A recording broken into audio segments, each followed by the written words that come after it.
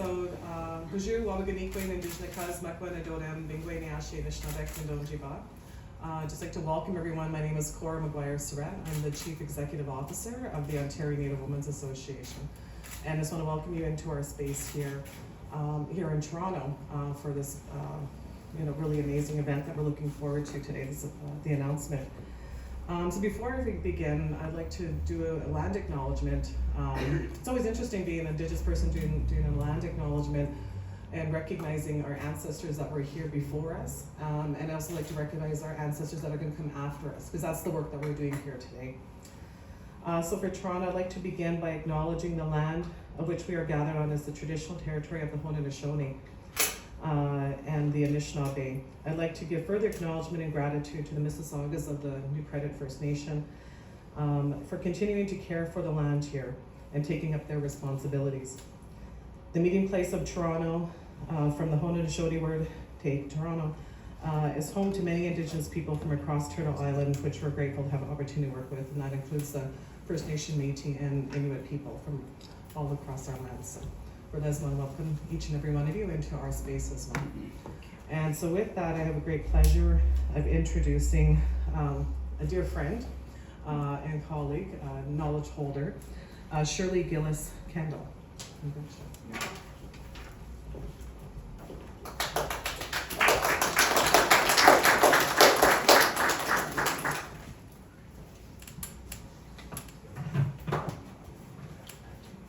So I just need to take a minute here to look at everybody, take in this amazing energy today in this incredible sacred space here, a space for our women to come and heal. So I just wanted to say that. And during COVID, I was working way up north and isolated a lot, and I became really good friends with YouTube, and because I really wanted to continue to learn from our elders. And a man that I'd never met, that I had so much respect for and still do to this day. I think he's about 96 and he's still going, Chief Warren Lyons. And I have really honored to carry in me two very specific nations, Anishinaabe and Haudenosaunee. And when I was listening to him one day, and there was a lot of challenges we were dealing with, and what he was saying had nothing and everything to do with what we were going through. And when he said this, the greeting that he uses when he says, Nawahiskano, Nawahiskano to you, thank you for being well today. And Skano means being at peace. I think far too often we go to the challenges rather than the wellness with people, rather than bringing that up to the surface like that. I have the privilege, and I think we all have the privilege here, we're going to call in all our ancestors. And this morning outside my home, there's a big cedar tree here in Toronto, and I went out there, and my sister friends and I, we always talk about tobacco down and prayers up. So I did that for today, to bring in all those ancestors, not just my ancestors, everybody's ancestors, because whether we are Indigenous or not, we're from a specific race, one thing we have in common, we are all part of that human tissue that binds us together like that. So I want to say at that point, my name in the language, and I have many names, is Bidabin Nemkikwe, First Light of the Morning Thunder Woman. And that first light, and I'm so honored to have that name, because prior to that, when that morning star comes up, that little brother to the sun like that's a timeline. And Bidabin, everybody here, when you look at that first light of the day, you'll never get lost, because you always have that attachment to all that is and all that will be. So I want to say to the great Sanko Idiso, that which sets everything in motion, I want to say Nyawago for coming and saying all our hearts today. And to the great Sanko Idiso, that which sets everything in motion, please know that that invitation is always there each and every single day to come and sit in our heart each and every single day. ONWA has done such incredible work. 50 years I watched to get ready for this, that incredible interview with Andre interviewing Sister Cora Lee last night. And 50 years of that incredible cumulative heart work, that heart work for me is really about the reclamation of our inherent bundle. We all have an inherent bundle. And our people here, who are the original people on this land, make no mistake, the culture was never lost. It was just put aside for a little bit. Because where I come from, the family is the culture. There's an individual culture in the families. There's individual culture within a community, within a nation, and everything is so unique and so beautiful within that. There is no one size fits all with Indigenous people. We bring so much, and I had an amazing elder a long time ago, and she's passed. This was in the early 90s, and she was about 90 then, and she said, our teachings are going to help. And right now we're in the time of the 8th fire. That's what's happening on the face of the earth. Why you see all these wars happening. We have a responsibility to raise the consciousness, and that's what ONWA does every single day. And when I watched that interview, and my heart went like this, because when you talked about Sister Coralie, when you talked about our women, they are the experts in their life. I've said this for a long time. Our responsibility with the work that we do and the services that we provide are to help them bring that to the surface, so that knowledge that they carry, that collective knowledge, comes to the surface like that. It's a privilege and honor to do this work. Sometimes it's difficult. It is difficult, but you know what? We're here for the long haul, are we not, to do it like that? So the other thing that I really want to bring forward through this spoken word that I'm bringing forward today is that ONWA is about wealth building. I'm not talking about the money you get from the ministry. That's not what I'm talking about. I'm talking about working with every single person individually, every mother, every family, to know that those children that we have the privilege of bringing into the world, that's our wealth. Our people are the wealth. You know, we don't live a long time ago. You know, we're not, no one's coming to my door and laying a full noose at my door. You know, agencies, they need money like that, but truly the wealth is from the people like that.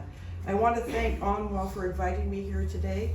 I'm going to close with some things about little ones at the end like that, but I also want to thank the ministry for coming today. And you know what, we are relatives. We are relatives on this journey to raise the consciousness, because when we do that, I'm going to invite you all to be part of what I call the 11%.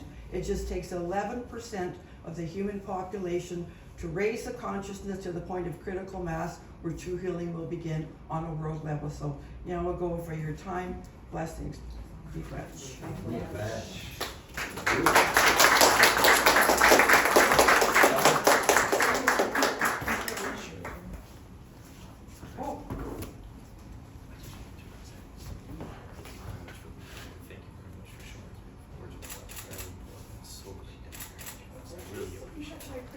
Give me a little hug.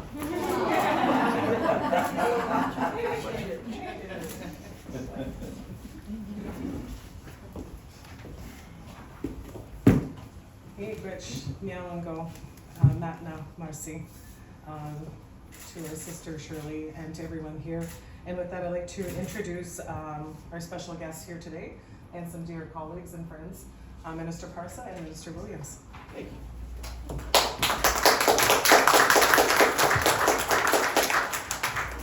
Good morning, everyone. I first want to thank the elder. Thank you very much, very much for not only for being here, but for sharing this really important and powerful words with us. Really appreciate it. Thank you so much, elder. And thank you all very much for being here and for joining us. And before I dive into the details of today's announcement, I'd like to thank Cora and the entire team here at ONWA, the Ontario Native Women's Association, for not only hosting us, but for everything that you do on a daily basis, as the elder just alluded to earlier.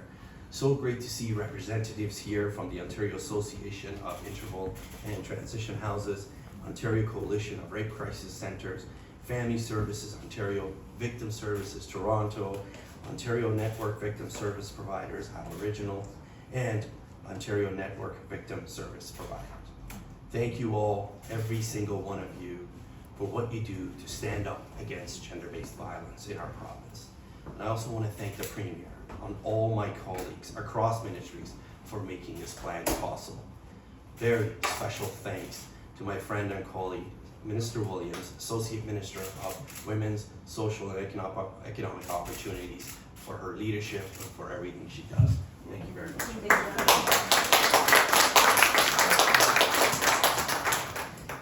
Today, December 6th, is the National Day of Remembrance and Action on Violence Against Women. On this day, we honor the 14 women killed and 13 more injured on December 6, 1989 at l'École Polytechnique de Montréal. Our thoughts continue to be with the victims, their families, and the community of the tragic massacre, as well as other victims and survivors of gender-based violence. Sadly, more than 11 million people in Canada have experienced intimate partner violence, at least once since the age of 50. In 2022 alone, 184 women and girls in Canada were violently killed, primarily by men, while one woman or girl is killed every 48 hours. Gender-based violence has devastating consequences for victims, families, communities in our province, and it takes on many ugly forms, such as human trafficking, sexual assault and sexual violence, or intimate partner violence, just to name a few. Recent tragic incidents, such as the one that unfolded in Sault Ste. Marie and others like it, have had devastating impacts on victims, families, and our communities. We believe that everyone has the right to live in safety and with dignity, free from intimidation, threat, and violence, and we will not rest until we achieve that. That is why our government continues to work with all levels, sectors, and community partners to address and prevent gender-based violence in our province.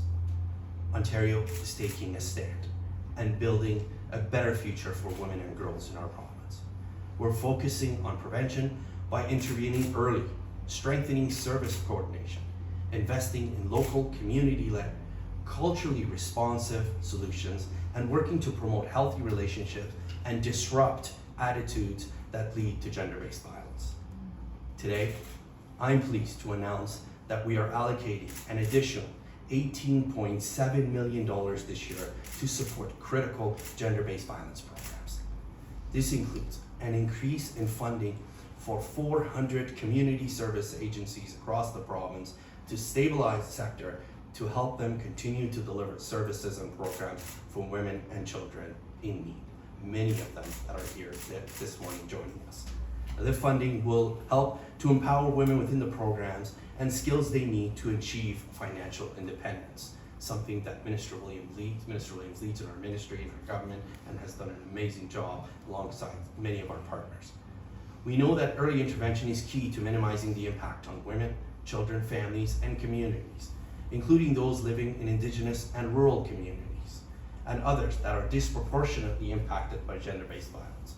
This includes improving access to housing, childcare, and mental health and addiction supports to aid survivors in their recovery and long-term stability. Our investments will enrich Indigenous-led approaches that address gender-based violence through healing, health, and wellness programming. At the same time, we're ensuring that perpetrators are held accountable through the justice system while expanding rehabilitation services to prevent recurrences. In November, we partnered with the federal government to secure $162 million over 4 years to support the implementation of the National Action Plan to end gender-based violence, in addition to Ontario's investment of $1.4 billion during the same time period. With the launch of Ontario Standing Together Against Gender-Based Violence, now through decisive actions, prevention, empowerment, and supports, we have outlined our targeted investments over the next 4 years to empower women and girls through prevention and enhanced supports. The action will be a guide in our journey to building an Ontario that is free of gender-based violence, safe and full of opportunities for everyone. And I want to especially thank all the partners that are here today and look forward to working with sector partners, agencies, and all the providers in our communities. We're on the front lines every single day delivering compassionate support and services to those who need it. Thank you so much, and thank you once again, Cora, for having us here.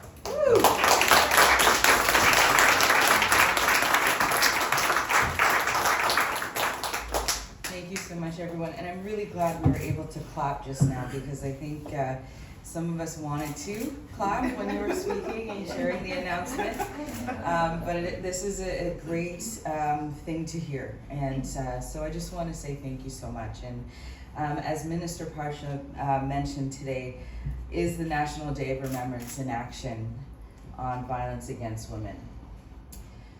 We continue to remember the victims and the survivors of this tragedy, as well as other people impacted by gender-based violence.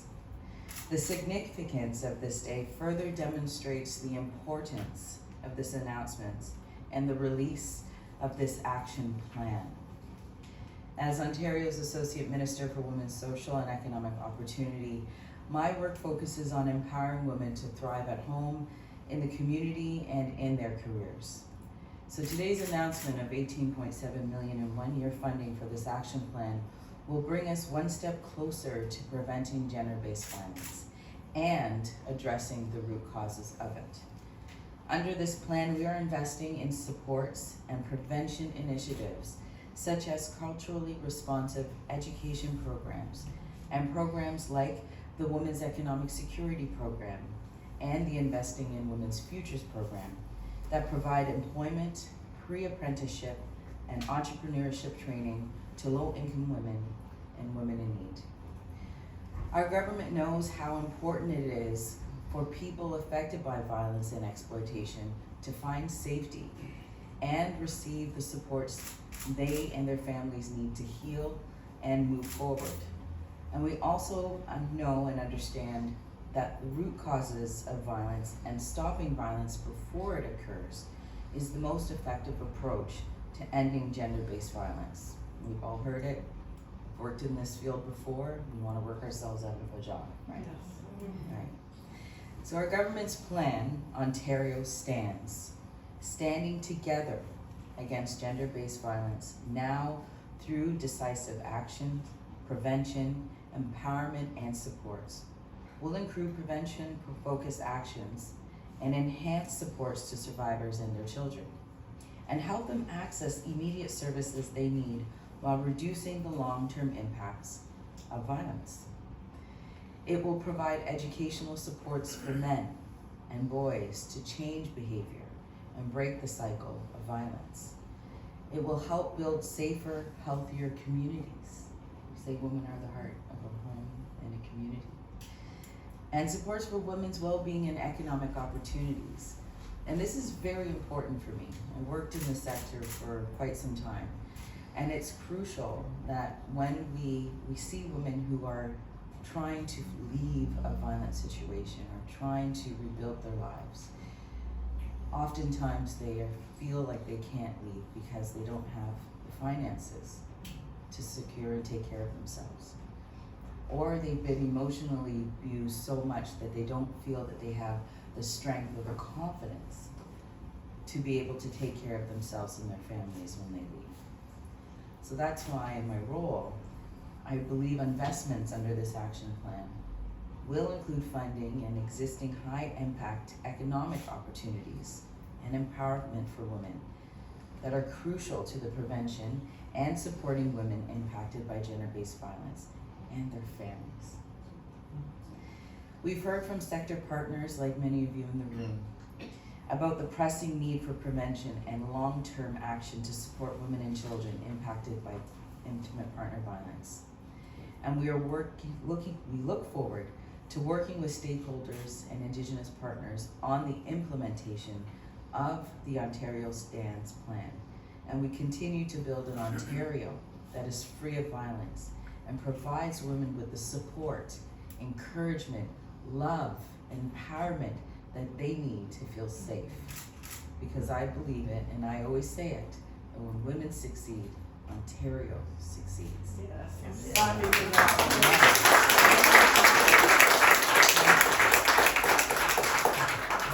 going to turn it over to Cora, but I just need to say thank you. Thank you to my colleague, Minister Parsa. I feel once he's taken this ministry, he took it and ran with it and has made such impactful changes. We need men who are strong allies who lift women up. Yes. You are one of those.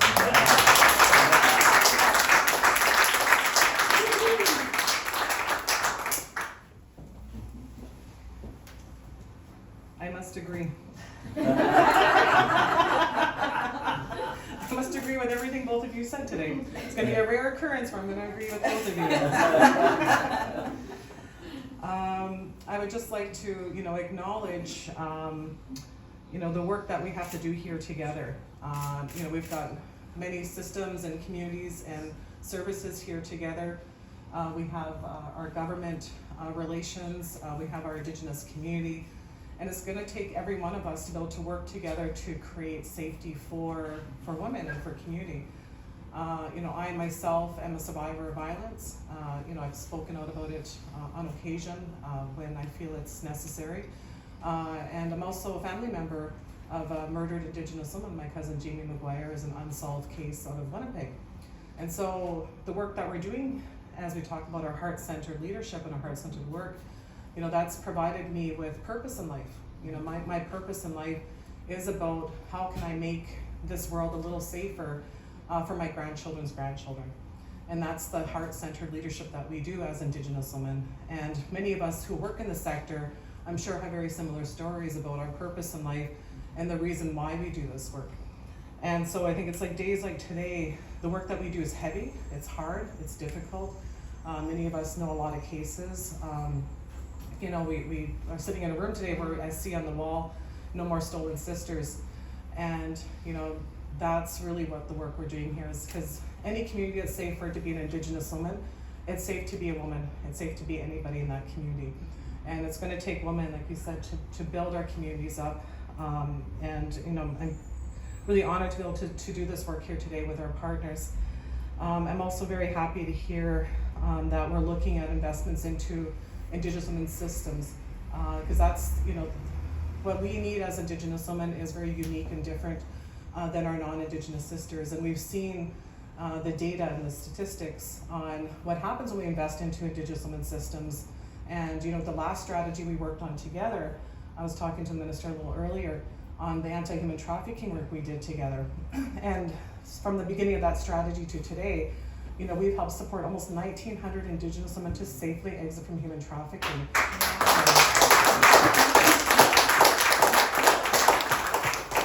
So I'm looking forward to what we're going to be able to do and the outcomes we're going to be able to achieve with this investment as we go forward in the next few years. So I really just wanted to take a moment to acknowledge these commitments and this new strategy being put into action, and we really can't wait for implementation. And I'm sure everybody else in here, I see lots of smiles on their faces from my sister colleagues and their agencies, because it's definitely much needed. We know prevention is the answer. We know that when we're able to support women and children and girls to be empowered to take up their leadership roles, that's where the change happens. And to also bring in our brothers into the room and be able to work with them on their healing journey, because that's what restorative justice looks like, is where our entire community is brought in together for healing and support. So with that, I just want to say Chime Gwich, and I'll hand it back over to our elder, Shirley.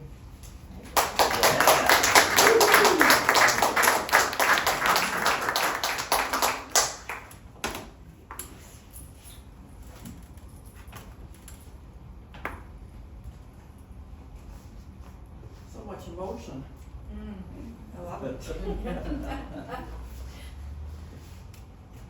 So Sister Cora, I really want to thank you and everybody about talking about our men too. And I think over the course of time, our men have been disempowered. And over the course of centuries, men and women have bought into a negative narrative about who they are and what their place is in life like that. So I haven't part of my bundle today, but I have these two little shakers. And these were my grandson. He's 26 now. He's 26, and he's my pride and joy. And these are a reminder to me always about the work that we do, about going back, 7 generations, about going forward 7 generations and doing that work like that. And the investment that the government is doing right now, I'm a little awestruck. I didn't know this was the announcement. So this really touches my heart today. But know that, and I'm going to put it out there, equally as important, and you said this, Sister Sarah, Sister Coralie, Sarah's my daughter, so I'm thinking about her right now. it's really important to do the work with the men too, or we will not make a change. Because you know, like our beautiful eagle feather, which is about the journey in life, and here's when our babies come through, and that journey in life like that, but we need that balance of the male and the female all the time. And it's a privilege, you know, to do this work, and we were talking earlier before we came out to the announcement here, responsibility is huge. Responsibility is huge, and that work begins on an individual basis, no matter where you are. And I learned, my husband, I'm married to a beautiful white man, okay? He's beautiful. We've been together almost 55 years, that's a long time, okay? A long time. Yeah, it's a long time. It's a long time. Believe me. But, you know, I learned from him, and he's learned from me. And many years ago, he's a musician, he's quite well known throughout the country. And he made a commitment a long time ago, and he said, if I'm in a situation where people are putting down women, doing things like that, I'm not going to stand for it. And he's done that. And he's been in meetings when it's happened, and he said, no, I'm not, this is not right, this conversation is not good. If you want me part of this project, this is not going to happen like that. That's where we need our men to stand up, where we need men of all colors and background to stand up and really, you know, put our women up there, because without women, we bring life into the world, you know. We bring life into the world. So I want to thank ONWA for inviting me here at the 11th hour through my sister Diane. And, you know, and my thoughts and prayers go out today, and this is for real, to all those women who we lost, you know, through the tragedy. And we will continue to lose women if we don't work together for that collective consciousness, to raise that consciousness to work together. And no matter where you are all the time like that, no matter where you are, if you see something, you say something and you address it with people. But you can do it with kindness and love, because that goes a long way, does it not, rather than coming at somebody aggressively. I was recently sitting on a platform, this is my last thing, and I was sitting on a platform in DuPont, going to therapy. I'm in therapy. I was going to therapy. It was a challenge up north, and I could see out of my periphery a young man approaching, and I looked, and I could tell he was Indigenous, but I could also tell that he'd been up all night, very attractive, but I could tell he'd been drinking or whatever. And he was trying to get my attention, and I just turned to him, I said, are you okay? He said, do I look okay? I said, in this moment, my brother, are you okay? Well, he said, you know, I could really use some healing. I could go to sweat, but I'm not traditional, you know. I said, well, I'm 75 and I'm still working it. Have a good day. So that's how you send that love out there. And that really, my last thing, that's about the Indigenous worldview, where we put that love out there, and every single time we have to interface with somebody, that's the ceremony. The work of the ceremony is away from the ceremony, but you're in the ceremony with people. So Nyawagoa, peace, love, blessings, be well with your family, and what you're going to say back to me, and I said earlier, Nawa Hiskano, thank you for being well, but you're going to say back to me, Jacnadogus, this is true. Jacnadogus, this is true. Nyawa.